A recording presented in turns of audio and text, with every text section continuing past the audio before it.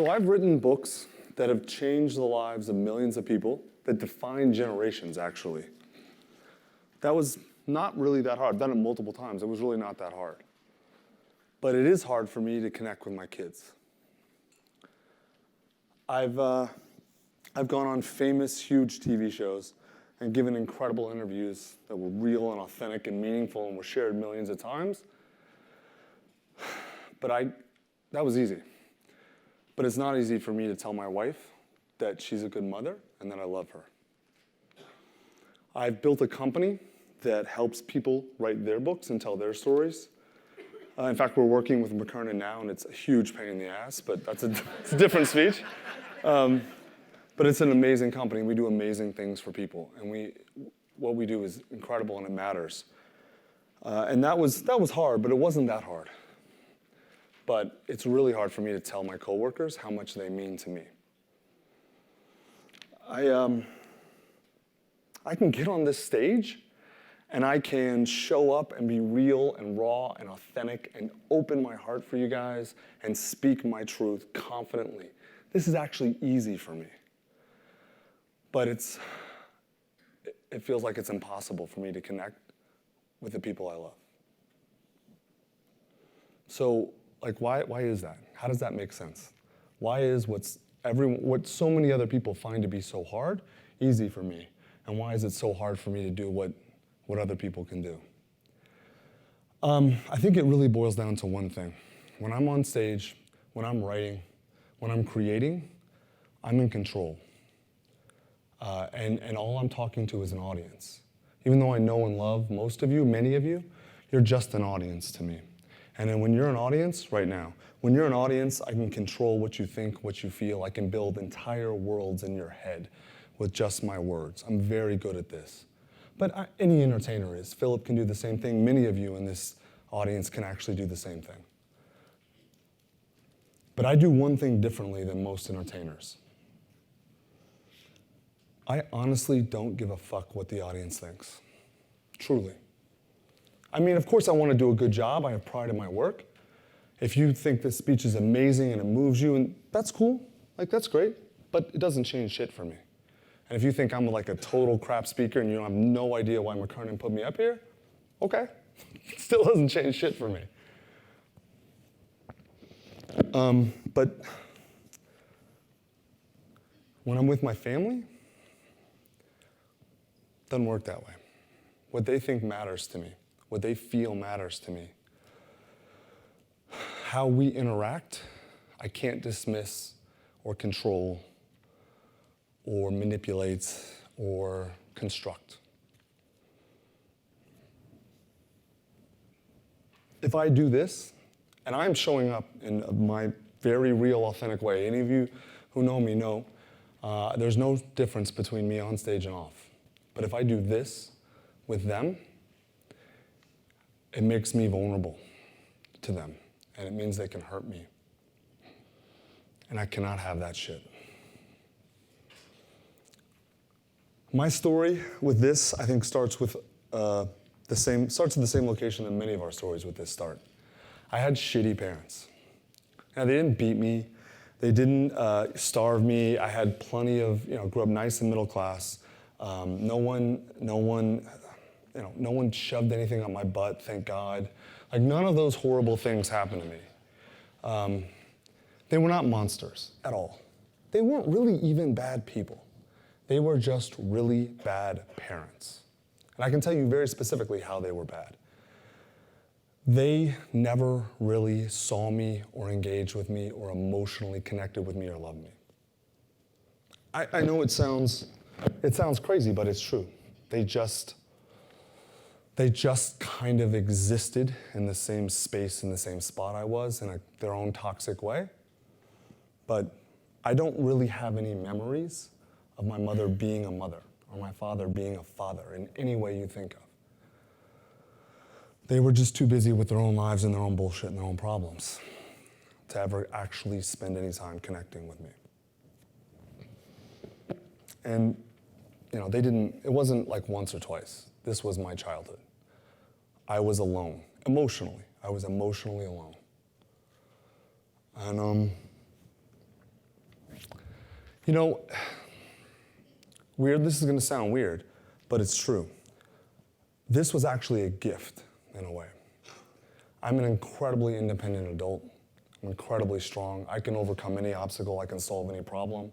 If it can be done, I can do it. I can move worlds, which is kind of a skill set you have to develop when you raise yourself, especially emotionally. But I was often alone in other ways too. And I mean, the fact is, I'm one of the more resilient people I know, and that's because of how my parents were. And the fact is, I've become rich and famous and successful because they never loved me. It sounds a little bit nuts, but I'll explain the kind of chain of causation. I think really honestly, all of my books, all of my millions of books sold, the movie made about my life, the countless media attention, fame, fortune, success, all of that came because I was determined to prove them that they were wrong. I mean, the deep unconscious, but still very relevant, I think, motivation in my head was, if you aren't gonna love, I mean, to my parents, if you aren't gonna love me and see me and hear me, fine, fuck you. I'll make the world do it. And I did. There's this great, I should say actually, that's really the only thing they gave me.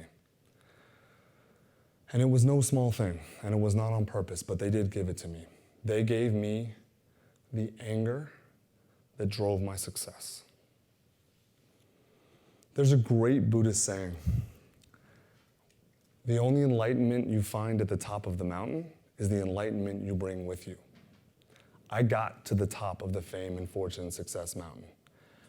And my parents were not there waiting to love and accept and cherish me. The only shit that was at the top of that mountain was the same fucking problems I had at the bottom. Except they were worse because I had more money and there were more hangers-on and awful people around. It kind of sucked, honestly, in a lot of ways. When people tell you fame and success sucks, I know what they mean because I had my version of that. It's true. But I got to the top of that mountain, and there were benefits too, don't get me wrong, but I got to the top of the mountain and I realized that. And so I said, you know what? I am that resilient and I am that strong and I'm gonna fucking fix myself. And I did. I explored every modality of therapy that exists. In fact, if any of you are thinking about going to therapy after one last talk, come talk to me. I'll tell you what works and doesn't. But I ended up, for me, settling on a version of talk therapy called psychoanalysis. I went 4 days a week for 4 years. I was the asshole who was like, no, we're not doing this over a decade. We're doing it compressed as much as possible. Like, if I'm in, right? And once I paired that with meditation, it really helped me connect to my emotions internally for myself. And I figured a lot of this, all this stuff I'm saying, I figured all this stuff out through that process. And it worked well. And I was actually able to get past all the anger I had, most of it, I should say, with my parents. And the way I did it, the piece of enlightenment I had that took a long time to get, but the thing that really snapped it in for me was when I understood that my parents' bad parenting wasn't about me. It wasn't personal. They were just fucked up, broken, emotionally ruined people who had no ability to love themselves, and so how could they love me? And when I saw them for I went from angry to sad when I saw that. And I was able to forgive them and let most of this go. Which means, right, I'm fucking cured, right? Like, I'm amazing now. That's why I'm on stage. I'm gonna tell you the 4 steps to get, no, I'm kidding. McKernan would fucking tackle me. But you know what's funny? I joke about that. And intellectually, I knew that I had more work to do, but there was a part of me that truly did think, wow, I'm fucking awesome. I fixed this shit, right? And then I met my wife.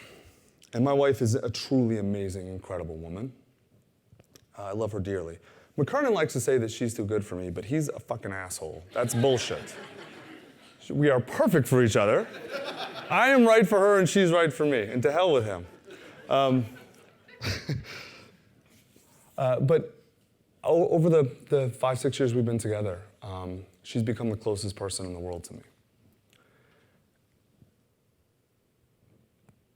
And it's so hard for me to be vulnerable with her. In fact, I mean, that's really why I can't be vulnerable with her. I can do this with her, but I can't be vulnerable in the way you're vulnerable with the person you love, with your partner, right? And I can't because of that reason, because she is so close to me. Because for me, close is pain, close is abandonment, close is loss, close is death. Not literally, but you understand.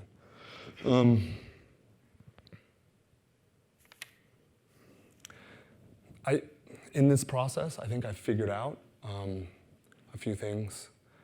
And one of the main things I figured out was that one of the reasons I find it so hard to be vulnerable with her is because deep down, I've got a primal desire for her to draw it out of me, right? This took me a long time to admit to myself, but I think I want her to parent me the way I was never parented. I mean, because I can see her. We have 2 kids under 4, which if you guys have had kids, you know it's fucking terrible, right? But I love my kids, but fuck. I'm gonna love them a lot more when they're older. Like I love McKernan's kids because they're older. I'm like, oh, this is great. Where do I find these at 8 years old? But I see my wife with our kids, and she is so amazing with them. She loves them so much. She connects with them so deeply. She helps them understand and feel their emotions. I can see in real time what it looks like to what I was missed out on, what I never got. And it hurts so much. It doesn't hurt that she's a great mom, right? It hurts that it brings up the things I didn't get. I don't know. I want it so bad, but the reality is that ship has sailed. If I ask my wife to be my mom, it's a great way to not have a wife.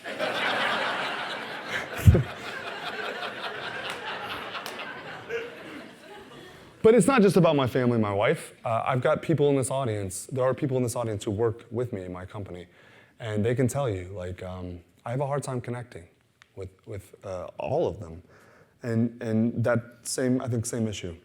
What we do means so much to me, and they mean a lot to me because they do most of the work. But it's really hard for me when they let me down, when they don't do something amazing the way I would do it, or whatever. It hits me in a deep, scary place. And so what do?